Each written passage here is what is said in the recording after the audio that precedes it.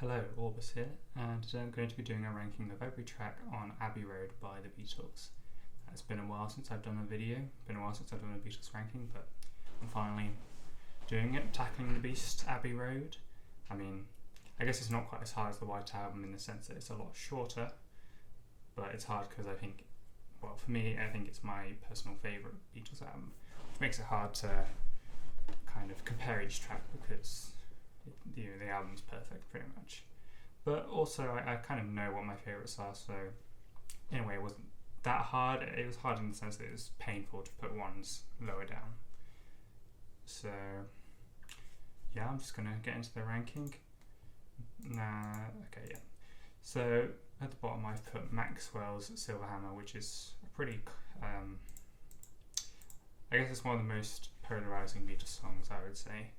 I know that the other members of the Beatles that weren't Paul McCartney got kind of sick of it, but I really like it, even though it's at the bottom. I like the lyrics. They're very well. I like that it's a very upbeat song, but the lyrics are actually really dark. I like that contrast, and yeah, I just think it's a good song. It's at the bottom because I like the others more, I guess. Next up I put Octopus's Garden, which is another kind of polarising one, but that's because, I mean, it's a Ringo song and all Ringo songs are polarising, but the song's fantastic. It's got some great guitar playing from George Harrison. It's very playful, very fun, and it's a welcome addition to the album. And next up I've put Because, and I love Because. It's absolutely beautiful. The three of the vocals together alongside that synthesizer. It's kind of, I don't know, I would describe that this song as like ethereal. It's kind of otherworldly.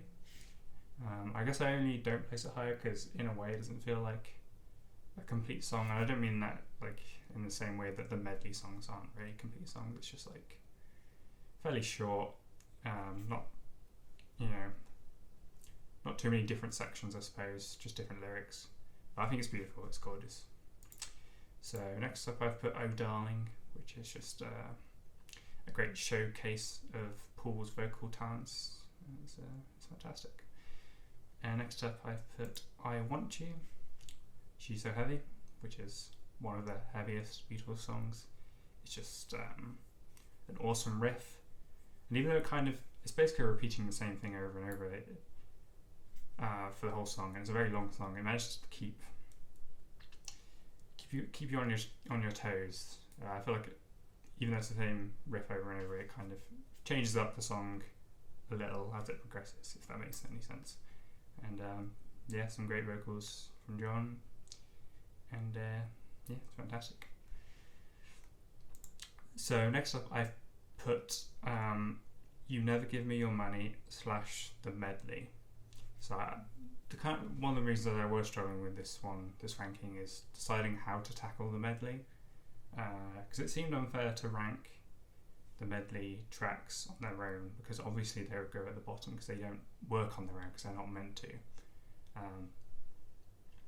So I decided to include them all together, and I also put You Never Give Me Your Money in the same position because it's kind of a part of the medley, but it's more of its own full song.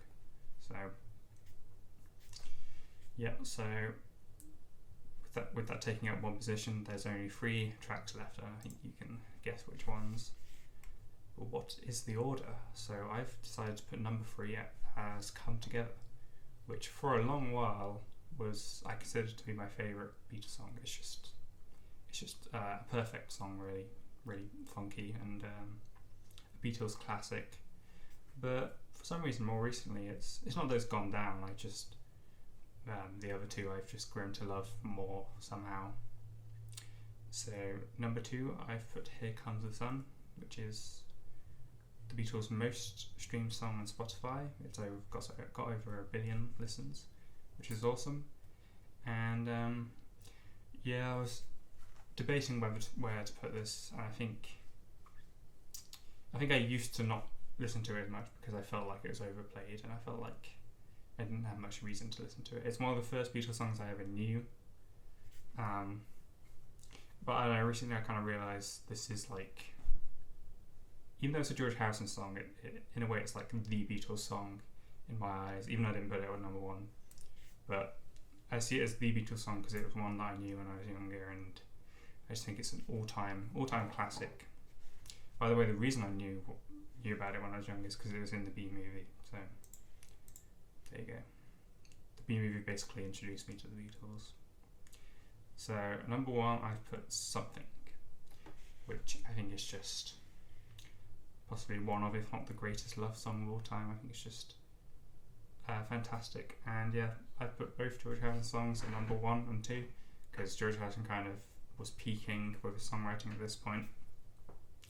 And it's just a shame that this is like the last Beatles album, because I feel like George Harrison basically peaked as a songwriter as the Beatles broke up, which is why I think his first solo album, All Things Must Pass, is just a 5-star album front to back, even though it's a double album, technically a triple album. So yeah, that was the ranking. Let me know what you thought and put your ranking below, or just what your favourites are. And that means that there's only one Beatles album left to rank, and that is Let It Be. So I'll see you for that one, and take care. See you soon. Bye.